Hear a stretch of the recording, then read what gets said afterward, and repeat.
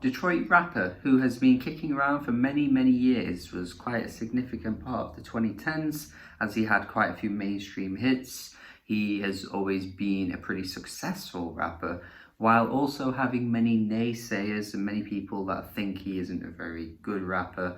He's one of those easy targets, I guess you could say, in hip hop. A lot of people kind of dunk on him. A lot of people point to his lyrics and say how corny he is and how he isn't particularly very good in terms of lyricism in general. Certainly one of those rappers, like I guess you could say Logic, who has a particularly significant fan base, while also being an easy target for many people to say this guy is not a very good rapper, and he's always been the butt of many jokes. I've not always been on that side of the fence with Big Sean though, as much as I don't particularly enjoy his music. I think he puts out a good track every now and then. And to be fair, some of his lyrics I find often funnier than outright bad, but it's hard to tell if Sean really intentionally puts his lyrics out there in that kind of way, or they are just so bad they're funny. It's one of those difficult grey areas that I've never really fully worked out, but you know, as weak as he can be, I don't think he's one of the worst rappers around, which has always been something people have said for so many years now. But I personally think that's a bit of an over-exaggeration. So going into this album, Detroit 2, I was kind of, sort of hopeful-ish. I was ready to give it a chance. I was happy to check this out, despite the fact that it's 70 minutes long.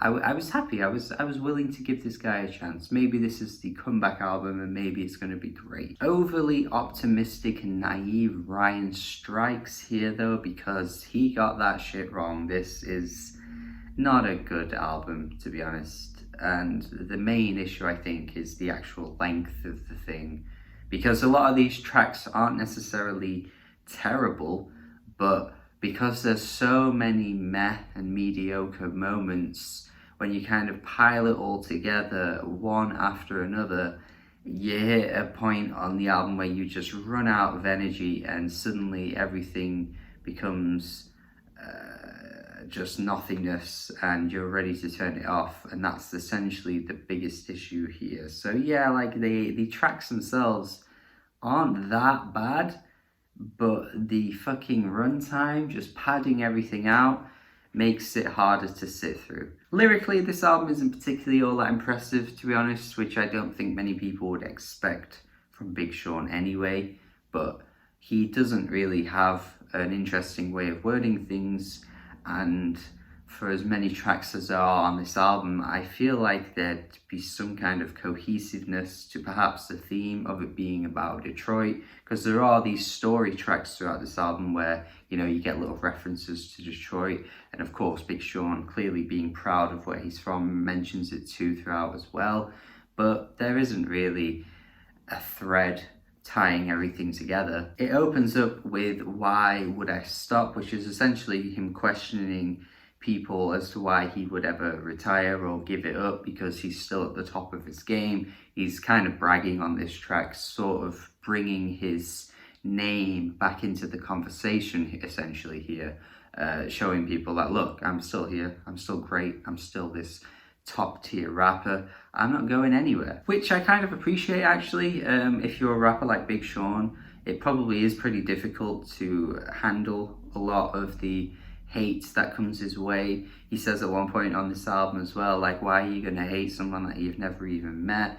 I kind of see what he's trying to say here. It must be pretty difficult to be on the receiving end of that kind of thing on a regular basis, and he could easily become very bitter and, you know, do an Eminem and make an album where he just attacks the critics for like the entire runtime, but he isn't doing that, and I appreciate it. You have moments where you're at least trying to see him try to change his style a little bit.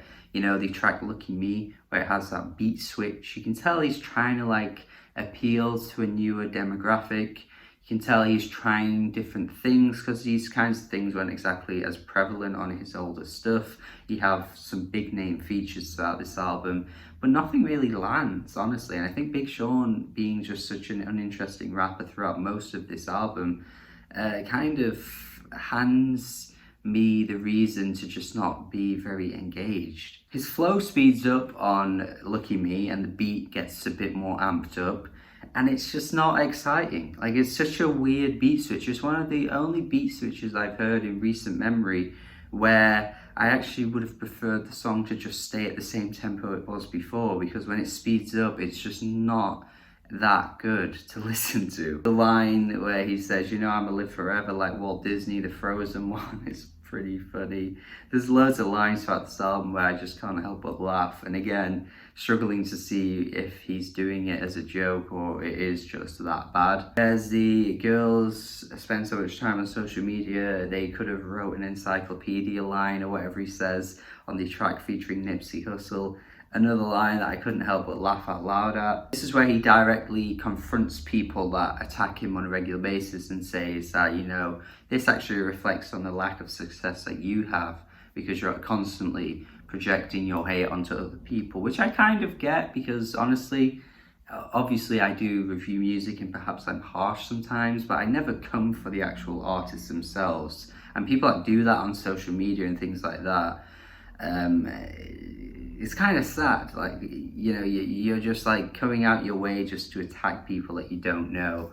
I'm on the receiving end of it on here sometimes too, which I find really weird. Like, why would you just go to a comment section and just say the harshest thing about someone? I actually can't help but laugh, but the reason why people do it is very odd. So I kind of see why Big Sean would say this. To be fair, you know, I'm trying to be as fair as I can here, because, you know, some of his lines every now and then do strike me is pretty interesting in the way he words it. Not that it's constant throughout this album though, because you do get tracks like Wolves where even if the content was good, the actual tune of the song I think is really weak. Like, I personally think the chorus on here is really poor. Like, I think Big Sean just does not sell this chorus at all. The final chorus is sung by Post Malone, who actually sells the track quite well. Like, once it's his turn to sing the chorus, it sounds a bit better, but his actual verse on the track I think is quite weak too. Like, I don't think he adds much to the song. He probably should have just kept to the chorus for the whole song, because I think he is a better singer than he is when he attempts to try and rap. ZTFO though, wow, the hook on this is horrendous. Like, it makes Wolves sound amazing, to be fair. Like, this chorus is so bad. Again, Big Sean trying to sing it here. Really should just bring on features. There's so many features on this album, yet every now and then he tries doing something himself that he just doesn't sell at all. And this chorus, the lyrics on there as well, are just ridiculously bad. There's a good run of tracks, to be honest, that just don't really do much at all. The track Body Language is just some really mid-tier R&B. Jenny Aiko is on this track too. The lack of subtlety in her lyrics I just find to be wince-inducing. Like, there's just got to be a bit more to what you could say than just outright be like, I'm so horny. Ty Dolla $ign on the track too honestly just makes me want to listen to Hit Different, which literally came out the same day as this album, which is SZA and Ty Dolla $ign, just a much better R&B track, and both performers sell it so much better than what Big Sean is doing here and what Jenny Aiko is doing and Ty Dolla $ign. The Harder Than Demons track has a nice for what type feel to it, definitely feels Drake inspired. There are a few tracks on this album that do feel inspired by other people every now and then, but the beat here just sounds so much like Nice for What. Like, it's not as exciting as Nice for What, but I guess, you know, Big Sean isn't really here to sell us the hits, to be fair. Plenty of instrumentals though across this album are just really not that engaging at all. The track with Thugger I found to be really disappointing because the beat's just so, and then Thugger doesn't even bring in that good of a verse, and I usually come to Thugger for features because he usually gives something, but he just sounds like he's phoning it in here really hard. Travis Scott though adds so much flavour to his feature. This track could have been great, but I think what Big Sean tries doing on the song just pales in comparison to Travis Scott. Like, if Travis Scott just took the whole song, it would be a good Travis Scott song, but it really doesn't interest me when Big Sean comes through, and that's not good, is it? If it's your own song, and you're the weakest part and the feature's kind of stealing the show, that's not a good sign. My feelings are identical with the Lil Wayne feature too. Honestly, I feel like Lil Wayne brings in a nice flow, a lot of energy on this track. To be fair, the instrumental is one of the best instrumentals here, and Big Sean isn't bad on it, but it's just another moment where I feel like I could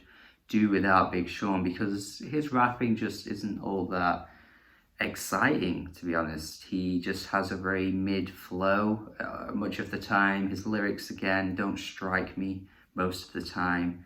I feel like these story tracks throughout, which I did mention as how like they sort of pay an homage to Detroit, particularly the Dave Chappelle one, which I do enjoy the most.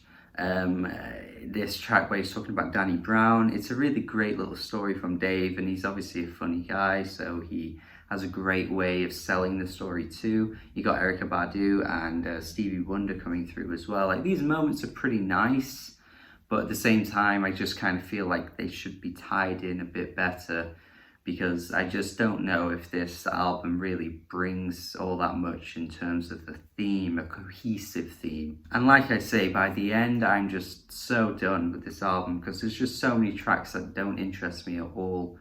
It just really drags down my feeling towards it. The freestyle track, which has a huge amount of guest names on there. You got Royce da 5'9", you've got T Grizzly, you've got Eminem, who brings in the final verse, is completely soured by this shoddy interpolation of Clips, the song Grinding by Clips. Just a terrible incorporation of that beat on this track. It goes and then it comes back every now and then. It just ruins everything, and the verses themselves, they aren't really that exciting. For a big freestyle that goes on for like 7 minutes, you're gonna have to bring in your best verse to keep it exciting, and no one really does. And when you get Eminem rapping over Clips, there's really nothing he can say that can make that sound good. I love that Clip song, by the way, but I think you can't use it as a sample in a freestyle. It just doesn't work. Saying that out loud to me doesn't make sense, and when you actually listen to it, it makes even less sense. I think it's a really terrible incorporation of that track. So to sum it all up, really, it's quite a poor album overall. I mean, there's just not many moments I can point to and say, that's great, that's really good. Big Sean is often some of the worst aspects of his own songs, especially when there's features on there. There's some great instrumentals every now and then, like Guard Your Heart. That's a really lovely instrumental, but like, that's just minor moments on an album that has 21 tracks. Like, it's just not good. Yeah, sure, not every track is terrible, but the few moments that are strikingly terrible don't help the album when there aren't that many moments that are strikingly great. So yeah, I'm gonna have to go 4 out of 10 for this. Not really fond of this one, to be honest. But I'm happy I gave it a chance, because I was quite easy to skip it. I was ready to say, you know what, let's just give this a miss. But I thought, why not give it a try? And I'm happy I did, but I'm also a bit unhappy that I did sit through 70 minutes of this multiple times and got very little out of it. So thank you for watching my review. I feel as though if you're a Big Sean fan, you're probably going to massively disagree with what I'm saying here, but hopefully you can understand my perspective. And if you do have any thoughts on the album, let me know. If they're negative, positive, comment in the comment section. Thank you for watching my review. Hopefully you have a good day. Subscribe if you haven't already. Hit the notification bell too so you don't miss my videos. And goodbye.